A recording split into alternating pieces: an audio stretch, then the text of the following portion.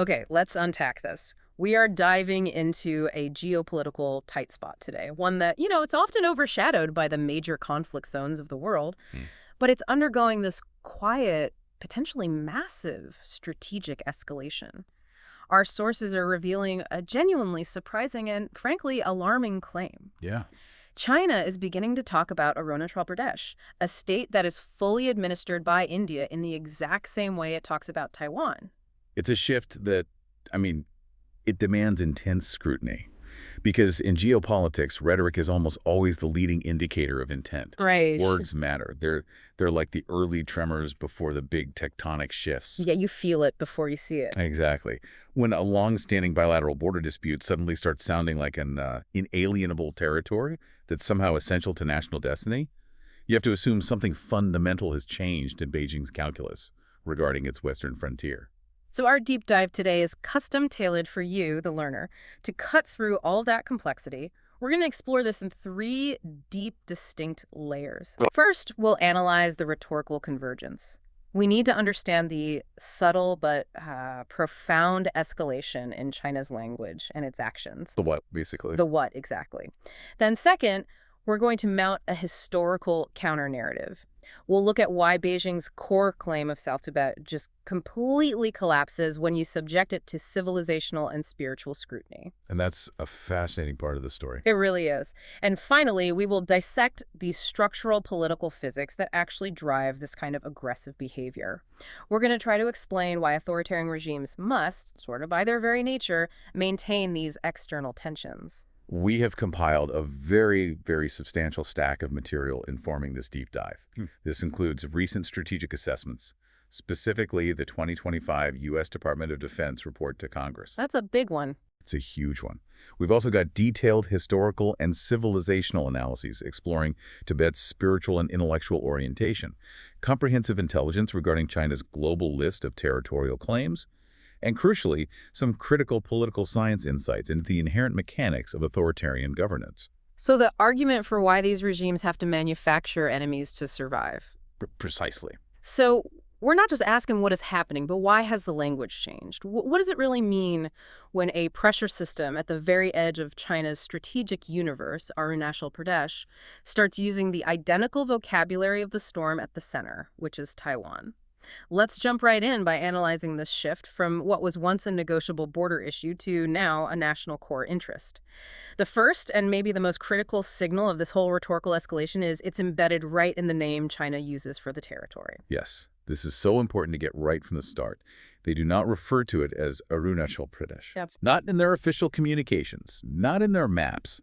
They refer to it specifically as Zhangyan, which literally translates to South Tibet. And that's not an accident. Oh, not at all. Yeah. Our sources emphasize this is a very deliberate linguistic framing. It's designed to assert from the get-go that the territory is an inherent and historically inseparable part of what they consider the Tibetan Autonomous Region, and therefore inherently Chinese. It presupposes the conclusion.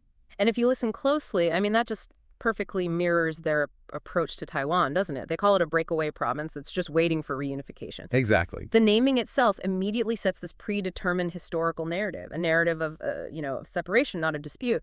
But the escalation isn't just about language, it's about classification. We need to focus heavily on this concept of core interests. That concept is the absolute linchpin of modern Chinese foreign policy. When Beijing designates an issue as a core interest, it means that issue is non-negotiable. Full stop. Full stop. It's immune to compromise, and it's central to the very legitimacy of the Chinese Communist Party's rule. Historically, this exclusive category was reserved for just a few issues. Taiwan, because of the unfinished civil war. The big one. The South China Sea, for its economic and strategic sea lanes, and sometimes the Senkaku-Diaoyu Islands dispute with Japan. That's pretty much the list. So if Arunachal Pradesh is now entering that sort of hallowed non-negotiable circle, that changes the entire strategic dimension of the Sino-Indian relationship, right? Mm-hmm. What specific evidence do we have that this boundary dispute has been elevated? The key piece of evidence cited by our sources stems from the 2025 U.S. Department of Defense report submitted to Congress. This assessment concluded, based on intelligence and shifts in internal Chinese policy language, that Beijing appears to have explicitly expanded its official definition of core interests to include Arunachal. This is Wow. not a casual diplomatic phrase they're throwing around. This is a strategic classification with real weight behind Yeah. it. And the significance of that classification. I mean, you can't overstate it. When we say it moves from a bilateral border argument to an ideological test, what does that mean in practical terms for policymakers in, say, Delhi? It means the fundamental nature of the conflict has changed. A border argument disputes over specific peaks or valleys or lines on a map is, by definition, negotiable. You can trade. You can trade territory for peace, you can redraw lines based on who actually controls what on the ground, but an ideological test means the territory is seen as a question of national survival and legitimacy. You cannot compromise on your legitimacy. If Beijing admits Arunachal is negotiable, they are admitting the CCP's historical narrative is flexible, and that is a concession they appear completely unwilling to make at this point in time. That distinction is what you really need to grasp. And we have historical proof, concrete proof, that Arunachal was once unequivocally on the bargaining table. Absolutely. We have to stress the historical package deal. Hmm. For decades, from the 1950s all the way through the 1980s, China offered India a very clear trade-off. What was the deal exactly? Essentially, we, China, will retain Aksai Chin in the West, which is vital for connecting our provinces of Xinjiang and Tibet. And in exchange, you, India, keep Arunachal Pradesh in the east. So they were basically offering to recognize the McMahon line. In effect, yes. They were offering to formalize the status quo in the eastern sector. Now, India ultimately refused the offer for its own reasons, but the key fact is that the offer was made. The very existence of that deal proves that historically, Arunachal was viewed by China as something that could be traded, something that had a flexible strategic value. It seems almost impossible to argue for eternal, inalienable sovereignty when, you previously offered to trade that exact same territory for a road network in the West. Yeah. How does Beijing even try to reconcile this historical hypocrisy with the modern core interest claim? They don't. They don't reconcile it publicly, which is a classic authoritarian tactic. They simply revise the historical narrative. The past is whatever the party says it is today. So this current rhetorical elevation of Arunachal is, therefore, a massive revision of their own earlier, more flexible posture. It's not driven by any new historical evidence.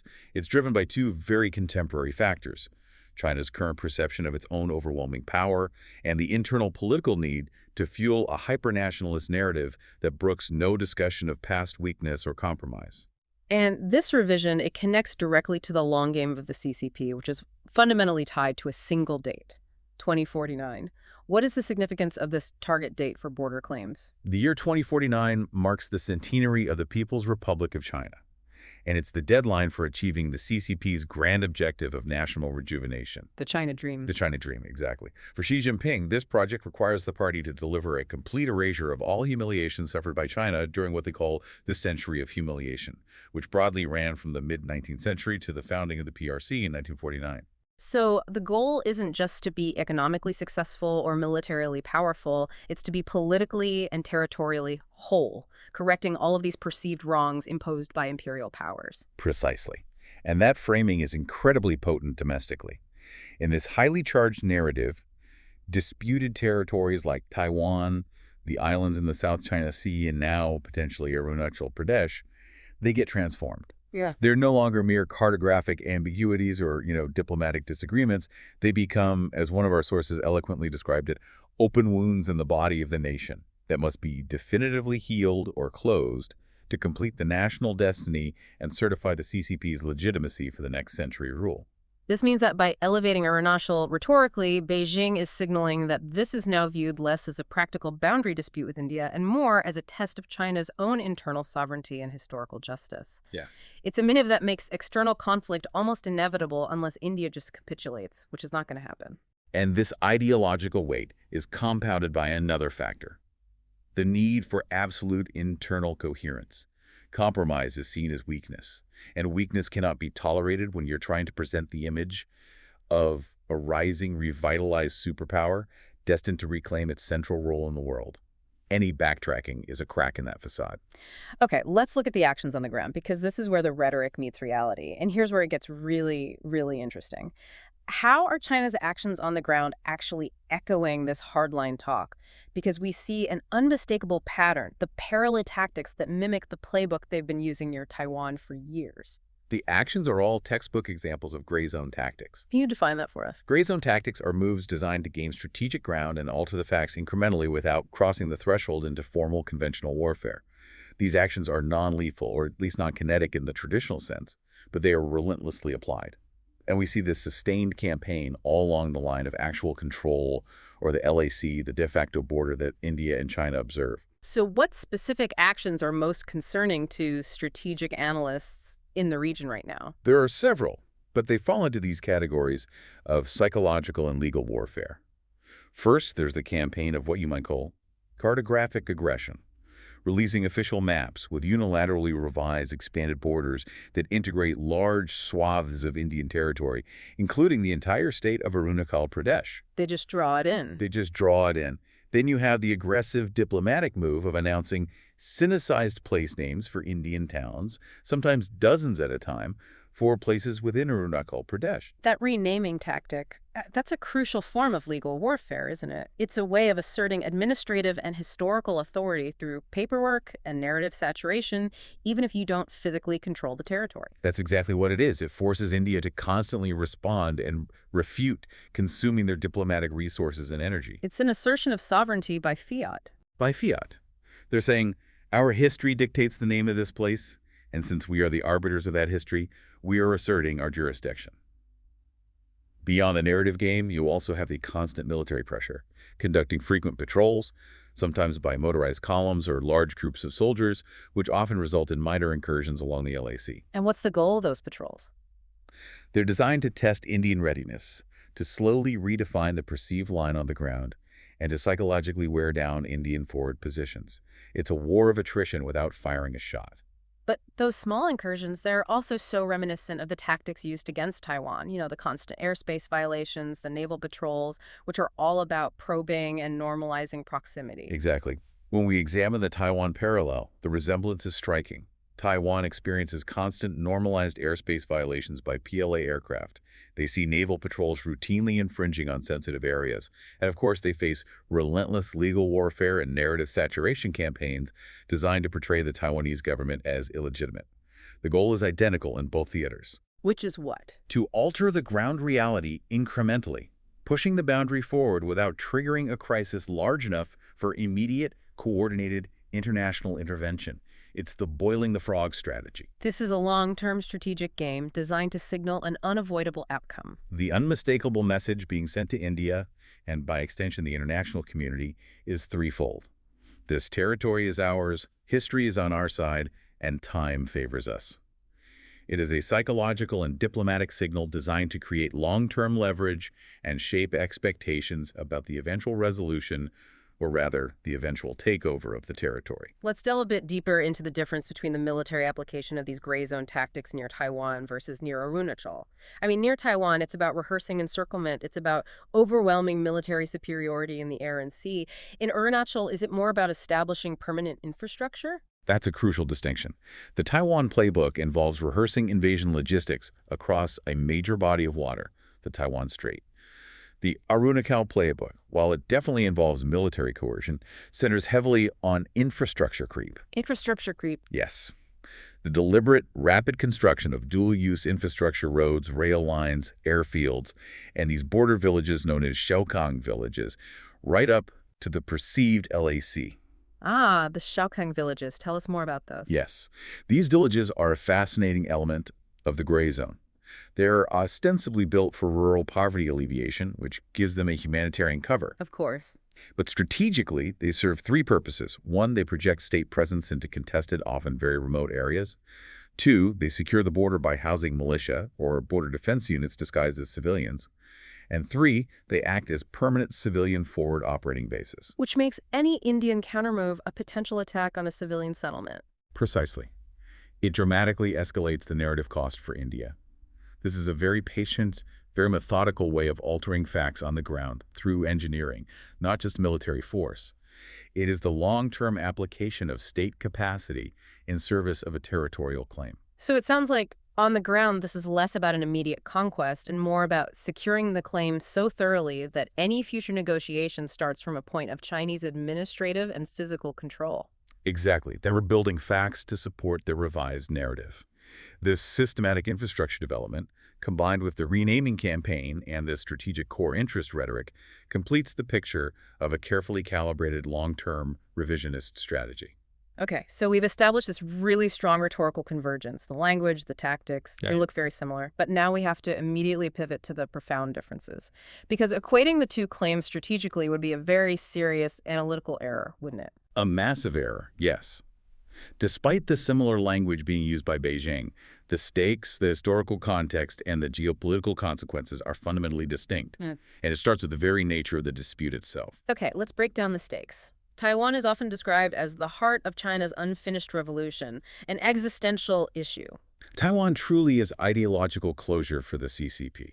It sits at the absolute epicenter of the Chinese Civil War, which was only paused, never truly concluded. Right. Taiwan is governed by the Republic of China, a rival entity with its own democratic institutions, a constitution, and a formidable military. For Beijing, reunification, and let's be clear, that means absorption and subjugation, is the ultimate political and ideological triumph. It's the final chapter. It signifies the true, permanent victory of the Communist Party over its historical enemy, the Kuomintang. They have spent decades, billions and billions of dollars, and immense political capital preparing for this one specific, complex cross-strait scenario. And Arunachal Pradesh, conversely, is not about absorbing a rival polity or ending a civil war. No, not at all. Arunachal Pradesh is a fully Indian-administered state. It's integrated into India's constitutional structure, complete with elected representatives, and a state government functioning under the Indian Union framework. The inhabitants are Indian citizens who vote in Indian elections. So what's the dispute actually about? It's purely a border disagreement stemming from China's rejection of the McMahon Line from 1914, which they see as a colonial-era boundary, and the unresolved legacy of the 1962 Sino-Indian War. It is a territorial dispute, yes, but it is not an ideological or civil war claim. And we keep coming back to that crucial historical difference, which acts as this powerful rebuttal to the core interest framing, the negotiability factor. It is the single most defining difference. We have to reiterate this for you, the listener. The fact that China offered the package deal Aksai-Chin for Arunachal for 30 years is the ultimate, irrefutable proof that Arunachal was once a piece of strategic real estate to be traded. It was a bargaining chip. It was a bargaining chip. That shows it was subject to realpolitik. Taiwan was never offered in such a deal. It has always been treated as sacred, inalienable territory, essential for historical and ideological survival. So if the hardening of the language now is just a function of China's growing power, how does India leverage China's historical willingness to negotiate against the current core interest narrative on the international stage? That's India's primary diplomatic weapon. By constantly reminding the international community of the package deal fact, which is well documented by U.S., Indian, and even some Chinese historical archives, India exposes the current core interest claim as purely a function of revisionism and ambition, not historical facts. It shows the claim is synthetic. It's synthetic. It's driven by current political expediency and nationalism rather than some eternal truth. And that distinction is critical in multilateral forums like the UN, where the justification for a territorial claim matters immensely. Let's turn to strategic weight. Taiwan is truly a global center of gravity. It affects technology, trade, the U.S. security architecture. That's absolutely correct.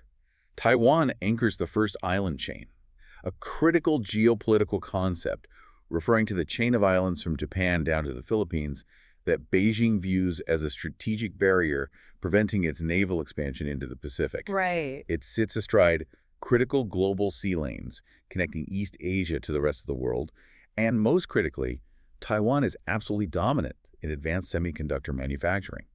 They control the fabrication of the chips that are essential to the entire global tech economy. So a Taiwan conflict is an immediate global crisis. Immediate and unavoidable. A conflict there means global economic and military disruption, instantly drawing in the United States and Japan.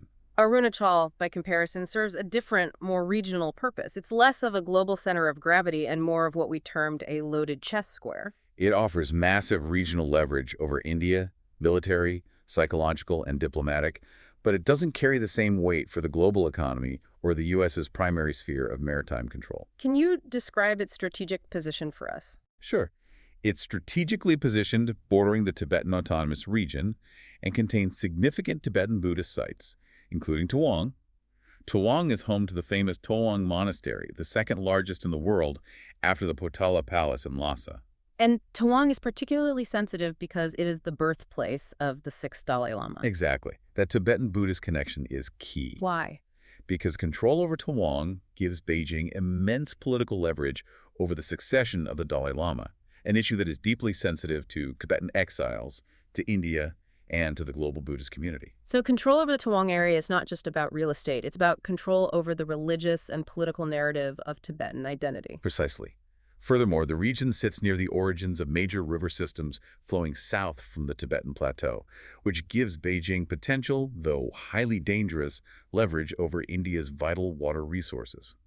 Therefore, Arunachal is about pressure, posture, and positioning against India, rather than global supremacy against the U.S. And this leads us directly to what seems to be the most likely scenario for Arunachal: instrumentalization. The instrumentalization scenario is the most plausible long-term strategic goal. It's just that China uses Arunachal as a pressure system at the edge.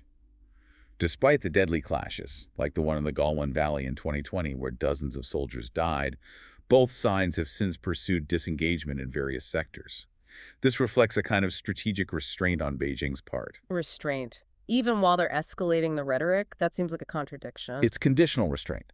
China seeks to avoid pushing India irreversibly into a U.S.-led containment architecture. I see. If Beijing were to launch a full-scale invasion or significantly raise the military temperature all on the LAC, India would likely be forced to fully commit to the U.S.-led QRD alliance. That's the Quadrilateral Security Dialogue, including Japan, Australia, India, and the U.S. And that would formalize an anti-China front on its longest land border. A nightmare scenario for Beijing. So Arunachal is therefore a warning, a signal, and leverage a tool to bleed India diplomatically and militarily. But it's likely not a primary invasion target in the same high-stakes category as Taiwan, which is essential to the CCP's very self-identity. So how does China manage these conflicting realities, the hardline rhetoric for domestic consumption versus the instrumentalized pressure for international policy? They utilize sophisticated competing international narratives, coupled with profound strategic ambiguity. Domestically, they present the dispute entirely through an anti-colonial lens. They frame the McMahon Line as an imperial imposition by the British and the Indians, an injustice that must be corrected to achieve national redemption. And that plays really well at home. It plays powerfully to nationalist sentiment and validates the need for aggression.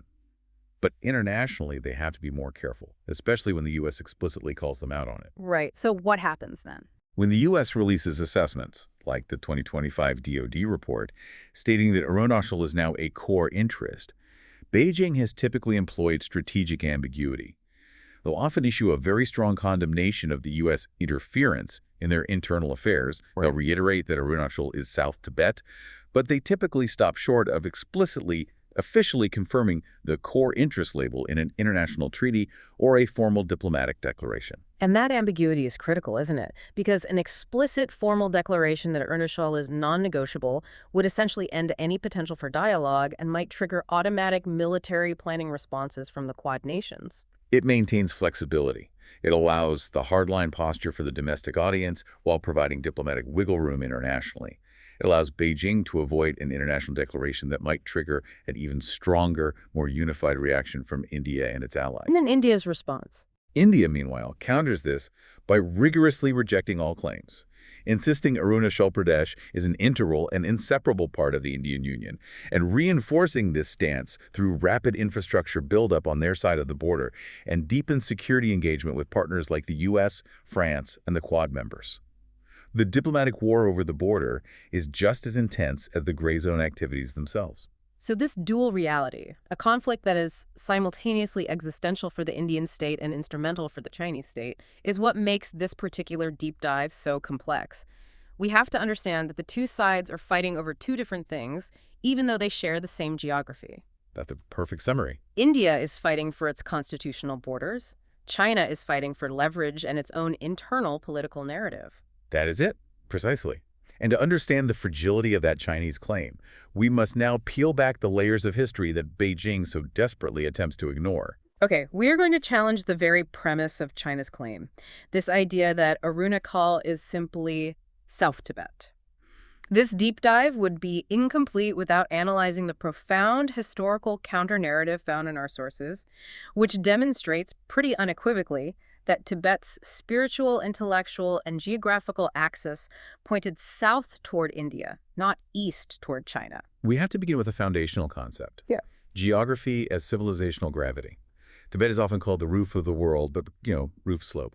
And the Tibetan Plateau's slope is overwhelmingly southward. Right. The massive Himalayan range acts as a psychological and physical barrier, separating Tibet from the subcontinent, yes.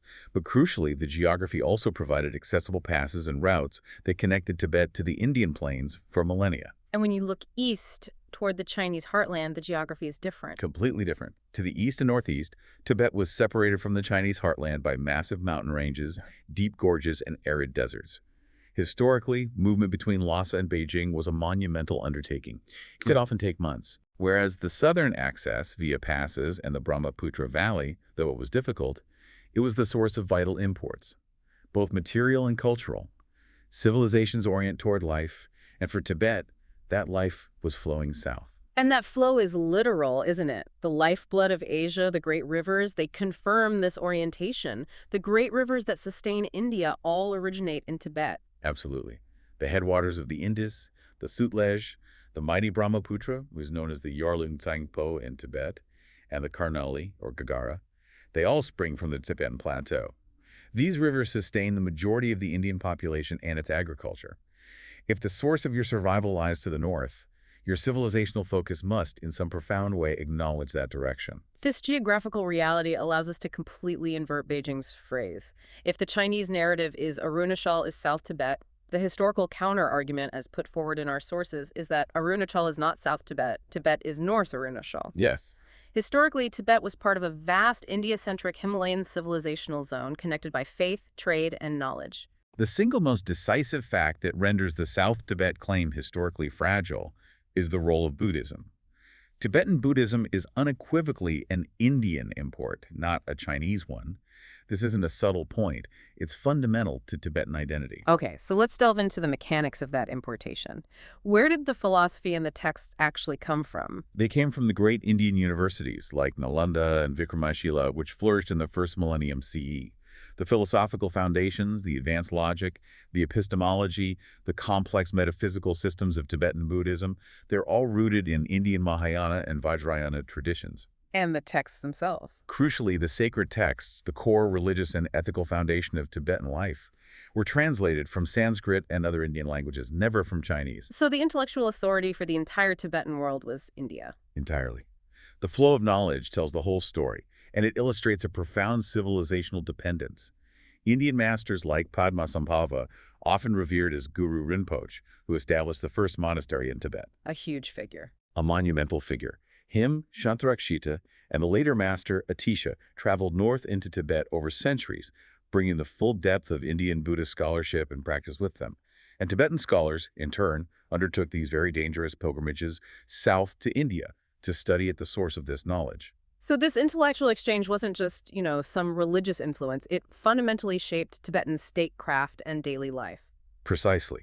For instance, the Tibetan script that they use today was modeled on Indian Brahmi-derived scripts in the 7th century, specifically for the purpose of translating Indian texts. Oh.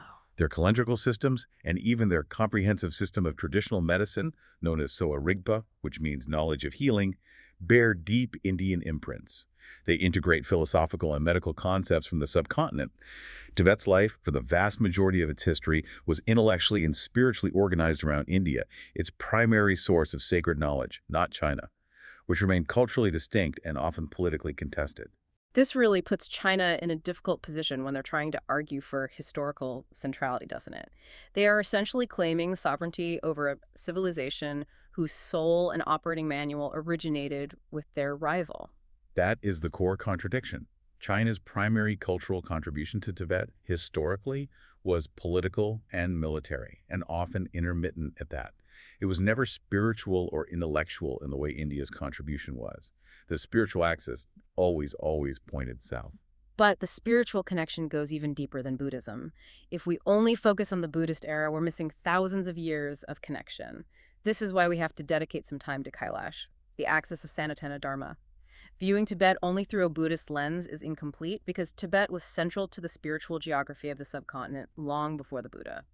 This takes us into the deeper current of Indian civilization. Long before the flowering of Buddhism, Tibet was central to the spiritual geography of Sanatana Dharma, which you can think of as Hinduism, or the eternal path. And at the absolute heart of that geography stands Mount Kailash. If Bodh Gaya is the heart of the Buddhist world, Kailash is the undisputed cosmic axis of Sanatana civilization. What does that mean, a cosmic axis? How did an inaccessible mountain become so central to a civilization that was based thousands of miles away? In the tradition, Kailash is not merely a mountain, it is the physical manifestation of a metaphysical principle.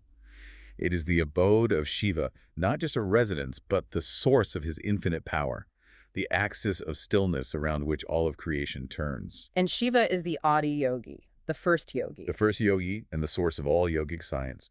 According to the tradition, the science of yoga flowed from Shiva on Kailash down to the Sapta Rishis, the seven great sages, and ultimately into the Indian subcontinent. Our sources emphasize that this makes Tibet India-centric for millennia, at least 10,000 years, spiritually, culturally, and geographically tied to this Adi yogi tradition. Yes. Kailash is also identified with Mount Meru, the mythical cosmic pillar that links heaven and earth in Hindu, Buddhist, and Jain cosmologies. This relationship is not some historical footnote. It is woven into the very structure of Indian metaphysical thought. And for ancient civilizations, metaphysics was geography. If the origin of your primary philosophical and spiritual tradition is located there, that territory holds the highest possible value, transcending any modern political border. And once again, we return to the irrefutable hydrological proof, which connects the spiritual with the physical reality. The four great rivers, the Indus, the Sutlej, the Brahmaputra, and the Karnali, all originating in the Kailash region, specifically near Lake Manasarovar. This is civilizational design solidified by nature. These rivers are not mere water sources. They are personified as goddesses in Indian tradition. They're revered in ritual, and they're vital for agriculture. Indian civilization cannot exist without these four rivers, making Kailash an absolute origin point for India. The water, the life, the continuity, and the soul of the subcontinent flow from this singular point in Tibet. This historical analysis really throws into sharp relief the profound Chinese absence in this spiritual geometry. If Tibet were historically China-centric, why is Kailash entirely absent from the core of Chinese mythology and cosmology? It's the clarifying question, isn't it?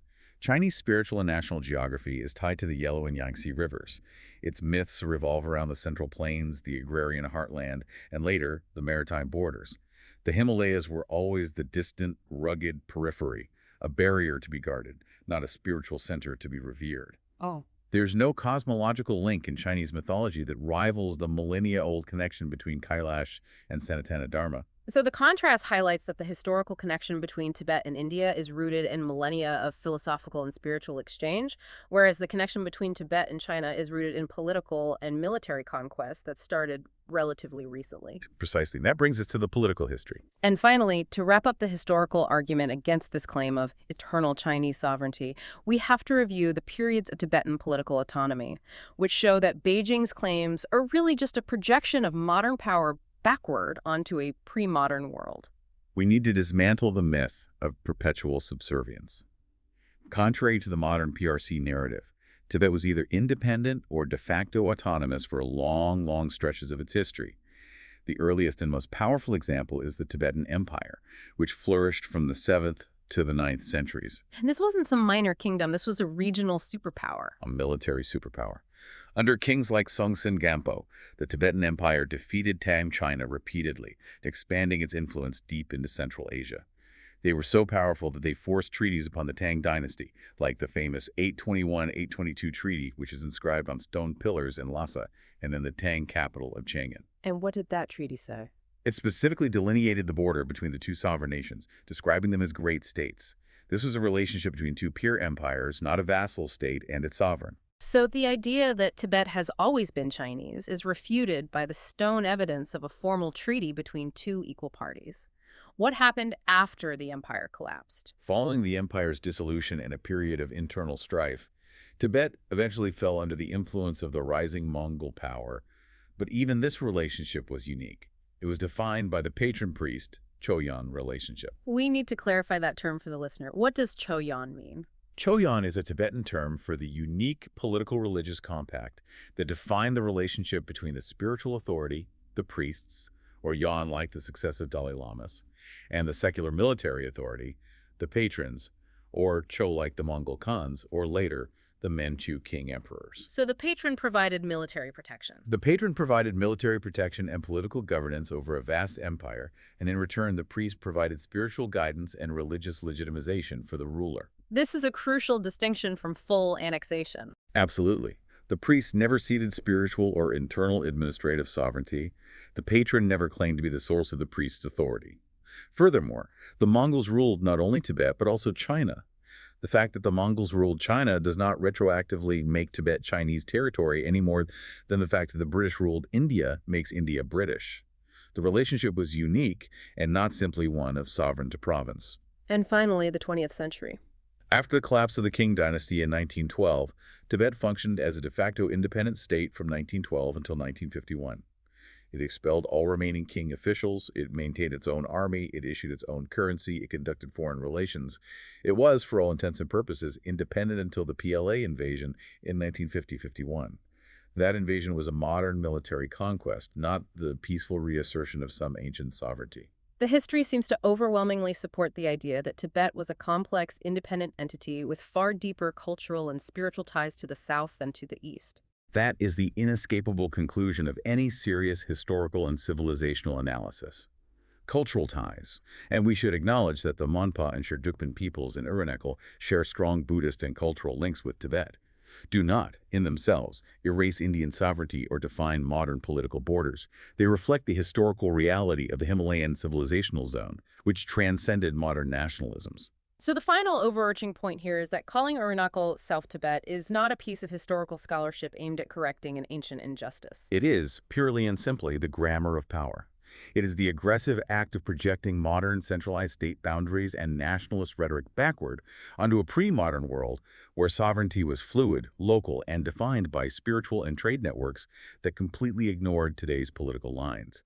It is an argument based on contemporary force, dressed up in historical costume. We've covered the dangerous rhetoric, and we've refuted the historical claims. We've established that the claim is an instrumental tool of leverage. But we haven't yet addressed why a power like China, which should be focused on economic expansion and internal modernization, needs this leverage in the first place. This brings us to political science. Now we shift our analysis from the specific geography of the Himalayas to the global structural physics of governance. Why must China, despite its economic maturity and its global status, maintain these relentless systemic border conflicts? The answer lies in the fundamental requirements of its political structure, what we call the authoritarian imperative. This is the core insight our sources provide. Authoritarian regimes do not merely rule, they are systems that require tension to function. External aggression is not an accident of these systems. It is their oxygen supply. They cannot tolerate internal dissent, pluralism, or genuine political competition. Yeah. Therefore, they survive by manufacturing enemies outside the system. This allows them to effectively project outward the dissent, the frustration, and the political energy that cannot be safely expressed inward. Foreign confrontation becomes the necessary, periodic substitute for domestic consent. Can we look at some historical parallels to anchor this concept for the listener? Certainly. This pattern is well documented. Think of Saddam Hussein's Iraq, where external wars, particularly the long, brutal war against Iran, were crucial for consolidating internal power, defining a national identity against a foreign enemy, and distracting from severe domestic shortcomings. Or Putin's Russia. Or consider Putin's Russia, where the seizure of Crimea and the ongoing conflict in Ukraine are explicitly used to generate patriotic fervor and justify the suppression of internal opposition, framing any dissent as collaboration with foreign enemies. And a classic example is the Argentine junta's invasion of the Falklands in 1982. Precisely. That military regime was collapsing under a massive domestic economic crisis, rampant human rights abuses, and widespread public dissatisfaction. The invasion of the Malvinas was a desperate, calculated gamble to unify the nation behind a nationalist cause, instantly transforming public anger into patriotic support. So the goal in all these cases is not necessarily conquest for material gain. No, it's control through tension. The regime has to justify its strict control by pointing to a persistent external threat, real or imagined. In open democracies, disagreement, debate, and even loud political confrontation are seen as stabilizers. They're a pressure release valve. But in China's one-party state, that debate is seen as an existential threat. That is the defining difference. In the CCP system, policy naturally ossifies because open political or ideological debate is forbidden, especially regarding core national narratives. This is why the regime must maintain its rigid stance on issues like Arunachal Pradesh. Let's use the thought experiment offered by our sources, which clarifies this structural rigidity better than any analysis. It's a great one. Can a senior Chinese official publicly argue, without fear of immediate political reprisal, demotion, or expulsion from the party, that accepting the line of actual control, LAC, as the permanent border, is actually in China's long-term economic and strategic interest, that it would free up resources for modernization? The answer is demonstrably no. That argument is fundamentally unimaginable in the current political climate. It would be seen as a betrayal of the national rejuvenation narrative and a direct concession of perceived Chinese land. And it's not an irrational argument from an economic standpoint. It would save China billions in border infrastructure and deployment costs. But it is politically toxic. The party demands conformity to the hardline nationalist stance, and any official who deviated would be exposing systemic fragility and risking their entire career. And that prohibition is exactly why China's territorial disputes persist endlessly, even when they could be solved by logical compromise. If the disputes were truly just about gaining marginal land, they would have been resolved decades ago through diplomatic give and take, as neighboring democracies routinely do. But for Beijing, these disputes are about three internal non-negotiable pillars: regime legitimacy, maintaining the politically vital historical humiliation narratives, and the critical need to never appear weak. Let's focus on that last point, never appearing weak. In an authoritarian system, political legitimacy is intrinsically tied to success and strength. Retreat, reversal, or compromise on a territorial claim, especially one that has been publicly elevated, is instantly framed internally as humiliation and a failure of the current leadership. And the moment the leadership appears vulnerable, The entire facade of unquestionable authority begins to crack, inviting internal challenge. this creates a dangerous feedback loop, which analysts call the ratchet effect. The ratchet effect means that policy can only move in one direction, forward and harder. Because of the silence inside the CCP and the lack of debate or self-correction, the system demands that every territorial claim must be pressed harder than the last. If the previous generation was aggressive, the current one must be more aggressive to prove its commitment to the cause. Compromise is simply not an option because it exposes the political fragility of the system. It sounds like violence, or at least aggression, is just baked into the system. It is structurally necessary. The aggression along the border, the renaming campaign, the constant rhetoric, these are not failures of policy. They are the system functioning exactly as designed, using controlled external friction to maintain internal political cohesion and justify the absolute power of the party. To truly appreciate how fundamental this imperative is, we need to zoom out and survey China's comprehensive cartography of claims. This isn't just an India problem or a Taiwan problem. This is a systematic, global pattern. The statistics alone are telling. China shares land borders with 14 countries, more than any other state on Earth, and it is a geopolitical reality that Beijing is at peace with almost no frontier in terms of absolute acceptance and settled confidence. All borders are potential points of friction or leverage. Let's take a quick survey of the major disputes to illustrate this asymmetry of claims. Where should we start? Let's start in East Asia, where the hierarchy of claims begins. Taiwan is the existential top priority. No question. Next is the active dispute over the Senkaku Diaoyu Islands with Japan. This is a high-risk flashpoint, not only because of its proximity to major shipping lanes, but because Japan is bound by a treaty alliance with the U.S., making this dispute a direct challenge to the American-led security architecture. Okay, moving west to South Asia, the disputes with India are the most extensive and volatile land claims China possesses. By far, they involve multiple sectors across 3,500 kilometers of contested LAC, Arunachal Pradesh in the east, Aksai Chin in the west, which China occupies as a crucial strategic corridor linking Xinjiang and Tibet, and various smaller yet significant sectors like Doklam. Doklam, that sparked a major standoff near the Bhutan-India-China tri-junction in 2017. It did, and we shouldn't forget the smaller, lower-profile disputes, such as those that involve Bhutan and these ambiguous, latent issues along the border with Nepal, which occasionally surface as alleged encroachments. And then the maritime claims in Southeast Asia, which affect almost every single coastal neighbor. The maritime focus centers entirely on the rejected Nine-Dash Line, which China uses to claim roughly 90% of the South China Sea based on vague historical rights. This includes active disputes with Vietnam over the Paracel Islands, the Philippines over the Scarborough Shoal. Where China openly rejected the 2016 UNCLS ruling that favored Manila. Right. And there are also overlapping claims with Malaysia, Brunei, and Indonesia over the Natuna Exclusive Economic Zone. China uses its maritime militia and bureaucratic coercion to assert these claims without using its formal navy, which is another form of gray zone warfare. Even where borders appear settled, like in Central Asia, controversy still lingers. That's a crucial insight into the authoritarian mindset. China has officially resolved its borders with Kazakhstan, Kyrgyzstan, and Tajikistan, often through bilateral treaties that saw Beijing gain land or formal recognition of strategic points. However, these agreements often sparked major internal protests in those Central Asian states, with nationalists and opposition groups accusing their leaders of selling out national territory. So even settled claims can remain politically volatile. And exploitable should the strategic environment change. And finally, the most telling example of latent claims where China is just waiting patiently for a shift in power dynamics is with Russia. Absolutely. Although the border was officially resolved and strategically important islands were divided between 2004 and 2008, Chinese nationalist discourse, which is tolerated and sometimes even encouraged by the party, still references vast lost territories in the Russian Far East.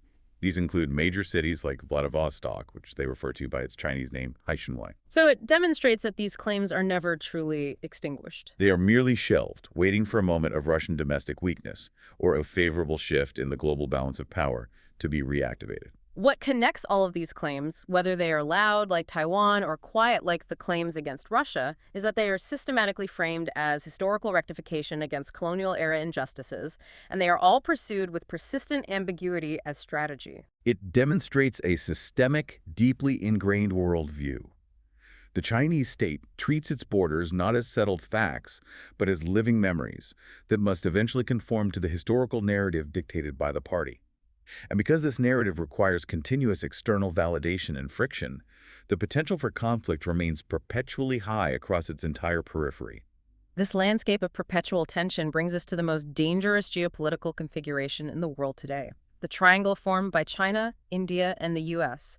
We have to analyze how the structural imperative for conflict we just discussed interacts with the global system. We start by recognizing the governing constraint on all three nuclear powers. The paradox of power defined by mutually assured destruction, MAD. Nuclear parity prevents outright conventional state-on-state war between China and India, and also between China and the U.S. But the presence of this nuclear umbrella doesn't create peace. It creates a different kind of danger. It creates a zone of perpetual tension. Limited clashes, like the one in Galwan in 2020, are highly likely to continue. And crucially, these clashes carry an extremely high, unpredictable risk of uncontrolled escalation. Why? Because of the authoritarian rigidity we discussed in Beijing. If a mid-level commander on the ground feels politically obligated to press harder to avoid showing weakness, a localized skirmish can spiral very quickly into something much bigger. And here is where we have to acknowledge the cynical element. These tensions are often intentionally escalated for political and financial profit, both in Beijing and Washington. In China, the incentives are purely political. The internal structure dictates that hawks climb faster. Those advocating for aggressive nationalist policies are rewarded with political advancement. Escalation serves internal consolidation of power, channeling public attention away from domestic issues like economic slowdowns, youth unemployment, or housing crises. The party benefits directly from the external crisis. But the U.S. benefits too, albeit through a different mechanism, capitalism and the military-industrial complex. Absolutely. The U.S. side of the triangle profits immensely from perceived threats. Tensions in East Asia, in the South China Sea, or along the Himalayas are not just reported. They are often amplified through massive narrative campaigns supported by think tanks and lobbyists tied to defense contractors. This manufactured threat environment drives guaranteed demand for the newest weapon systems, aircraft carriers, and defense technologies. So it secures enormous profits and higher defense budgets for the MIC. It does. Escalation is a strategic tool for domestic political advantage in China, and it's a strategic tool for economic profit in the U.S. The tragedy is that this calculated, intentional escalation by two separate systems can accidentally spiral into a military confrontation that neither side truly planned for. It's a tragedy born of structural failure. Both systems have an incentive to increase pressure up to the breaking point, but neither system has a guaranteed mechanism to stop the collision once it begins. Let's bring India back into focus. India has to manage this hostile posture over Arunachal, which we've established is unlikely to be resolved without systemic change in Beijing. But its strategic environment is complicated by its primary external relationship, which is with the U.S. India faces a profound balancing act. While U.S. support through military technology transfers and intelligence sharing is crucial for counterbalancing China's overwhelming power, India views the U.S. with deep historical caution. Our sources categorize the U.S. as neither a traditional friend nor a fully reliable ally. Why is that? What's the historical context? It's particularly due to the historical use of Pakistan as a strategic lever against India. Throughout the Cold War, and even into the 21st century, the U.S. frequently operated on a divide-and-rule logic in South Asia, supporting Pakistan as a regional counterweight, often to the detriment of U.S.-India relations. So that historical pattern means that even today, India has to manage this triangular tension very carefully. It does. India relies on the U.S. for strategic technology and diplomatic backing against China, but it cannot fully commit itself to being a junior partner in a containment strategy, lest it become strategically dependent on a power that historically proved unreliable. This forces India into a position of strategic autonomy. That structural dilemma in Delhi means that any escalation by China on the LAC is not just a military problem, but a diplomatic one.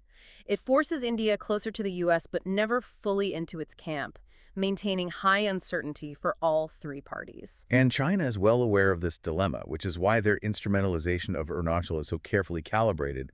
They apply just enough pressure to keep India engaged in conflict management, but not so much that India throws caution to the wind and formally integrates its military command structure with the U.S. We've established that the structural drivers of conflict are deep-seated. Therefore, long-term stability requires political transformation within China, reducing the reliance on nationalism and external friction.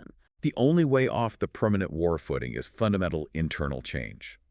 The reliance on nationalism is a symptom of political rigidity.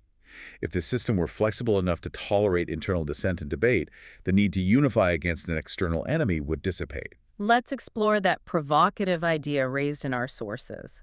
Could China stabilize by returning to foundational Marxist principles? It's a profoundly insightful provocation.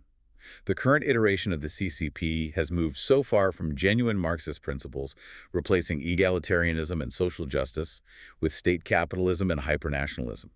Marx himself was a critic of hypocrisy and rigid political dogma.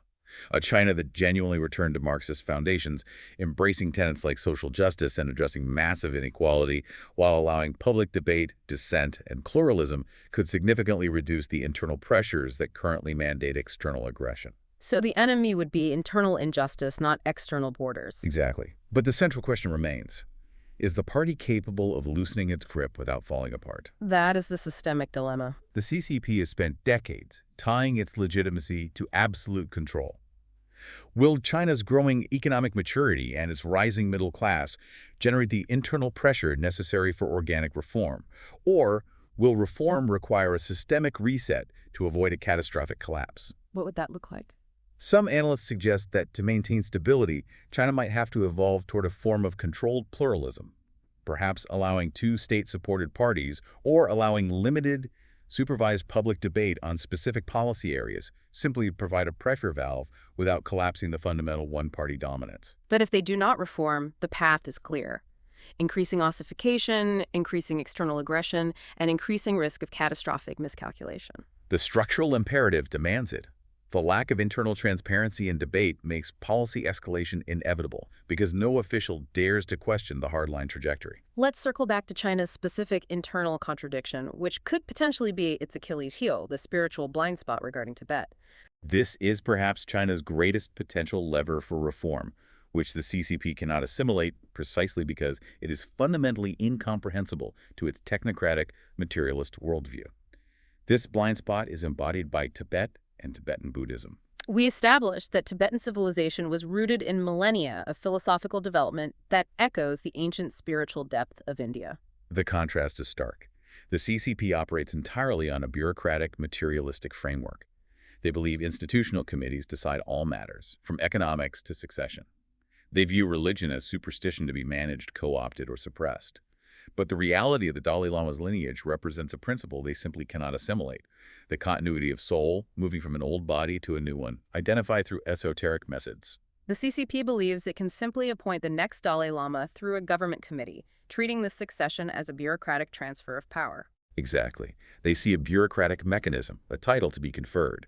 They fail entirely to grasp that the world's Tibetans and Buddhists believe the same soul, the same consciousness, is being located and identified across lifetimes. This profound metaphysical reality is utterly orthogonal to the CCP's entire ideological structure. They can't process it. They can't. They can conquer the land, build the roads, and control the political apparatus, but they cannot conquer or assimilate the soul of the culture. That distinction, committee versus consciousness, is the spiritual blind spot. It is the fulcrum. Understanding and engaging with this spiritual dimension, or failing to suppress it, could eventually open unexpected floodgates of political reform, not through coercion, but through a recognition of a deep human reality that the current rigid system simply cannot control or assimilate. It is a profound check on the party's claim to total control over reality. This suggests that India's influence might extend in unexpected, subtle ways. We've talked so much about hard power planes, tanks, rhetoric, but India also possesses the profound traditions of the Sanatana Dharma, rooted in millennia of philosophical and ethical development. This is the quiet, long-term strategic advantage that transcends immediate geopolitics. India's spiritual strength may serve as a subtle instrument of cultural and spiritual ascendancy across Asia. While China fights territorial wars based on material claims, India retains ownership of a spiritual heritage: Kailash, Buddhism, yoga, ancient philosophy that remains deeply revered across Asia and even within the diaspora of Chinese influence. The source suggests that the future war may indeed be ideological, spiritual, and cultural. If a system like China's requires constant aggression and ignores these moral and spiritual dimensions, it generates internal rot and external friction. India's conquest, if it comes, may unfold through values, traditions, and the moral resonance of Dharma rather than through force of arms alone. Systems that ignore moral, cultural, and spiritual realities may survive temporarily, but their long-term stability demands alignment with deeper human truths. This is why the narrative matters so much. If Beijing's history is a lie driven by political necessity, then the moral and historical counter-argument is ultimately the most powerful weapon. Power is ephemeral. Philosophical truth is enduring. The attempt to redefine an entire civilizational axis that points south, forcing it to point east, is a monumental and perhaps impossible task. We've covered a tremendous amount of ground today, moving from a contested border in the Himalayas to the core structural mechanics of global power. The complexity of the situation, where the rhetoric of war is being used as a tool of internal control, is now clear, but let's summarize the key takeaways for you. First, remember that China's language on Arunachal has hardened profoundly, elevating it to a core interest category and using the language of the Taiwan playbook. However, the fundamental strategic stakes remain different. Arunachal is an instrument of leverage against India, not the ideological closure of a civil war. Second, the South Tibet claim ignores millennia of historical and spiritual reality. Tibet's civilization was built on a southward axis, drawing its lifeblood, its primary religion, its script, its medicine, and its cosmic center, Mount Kailash, from the Indian subcontinent. The Chinese claim is a political invention. And third, the geopolitical tension we observe is not accidental. It is structurally necessary for authoritarian regimes like China, where external friction maintains internal cohesion and justifies the lack of democratic accountability. Simultaneously, that tension is economically lucrative for the military-industrial complex in countries like the U.S. So what does this all mean? We've seen that the rhetoric is dangerously escalatory, the history is undeniable, and the structural drivers of conflict are deep-seated in both major power systems. Stability is going to require radical change. The most critical lesson here is that systems that prioritize pure material power and ignore moral, cultural, and spiritual dimensions may achieve short-term successes, but long-term stability demands alignment with deeper human realities and truths. The current paradox of nuclear parity creating perpetual tension must be solved through profound political and systemic transformation in Beijing. Which brings us to our final provocative thought for you to mull over as you integrate this deep dive into your own understanding of global strategy. The source material suggests the U.S. faces an urgent need for political reform to avoid systemic crisis, pointing to ballooning inequality and infrastructure decay, likening its current trajectory to a late-stage Soviet Union requiring an FDR-style reform. If the world's two largest powers, China with its political rigidity and structural imperative for aggression, and the U.S. with growing systemic decay and economic inequality, are both struggling with internal systemic rigidity, the world stands at a terrifying precipice. Which nation will reach its internal inflection point, either through failure or necessary reform first, and how will that internal political outcome redraw the geopolitical map of Asia and the world? We leave you with that thought.